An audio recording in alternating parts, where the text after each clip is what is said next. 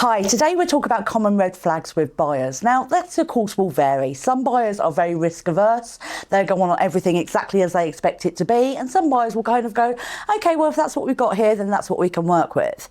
But there's some areas where I think we're always going to raise alarms for buyers. And it will depend obviously on the type of buyer, but these are a few to kind of have a think about. So one of the key things is having a manager in place. So if you are working in your setting and taking the manager's type role, even if you have someone who has the name of manager, your buyer is going to be concerned that actually, is this person a manager in the point where they can manage in their own right?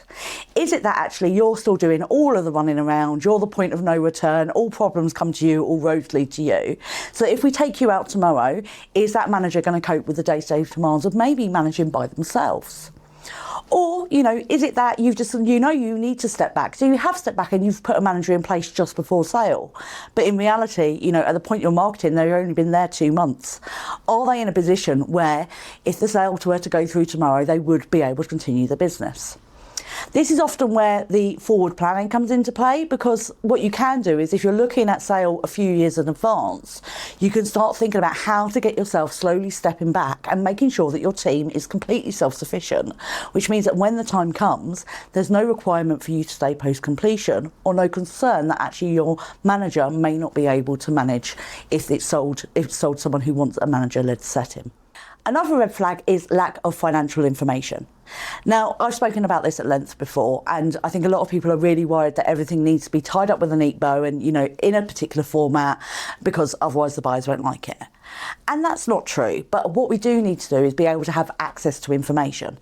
So, it's about preparing your numbers so you can kind of give them figures on what's the income been for the last 12 months. How's that split between funding and actual private income? What's our projections for the next 12 months? A big area people often fall down is occupancy, because occupancy, to be honest, let's face it, is really faffy to really kind of get calculated.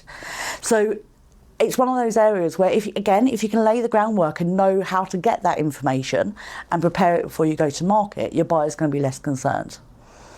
I think a lot of sellers also don't realise that the red flags can come during marketing, because if buyers are asking questions that we are unable to give answers to, so for particular types of financial information or, particular stats within the business, if they can't be provided in a prompt manner, then the buyers are going to ask, well, how confident are they in these numbers?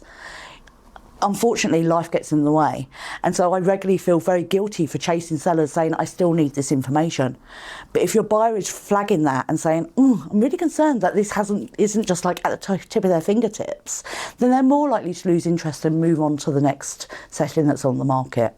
So as a buyer, sometimes the lack of seller engagement, or what seems to be lack of seller engagement in providing information that they feel is key, can then be a red flag in themselves.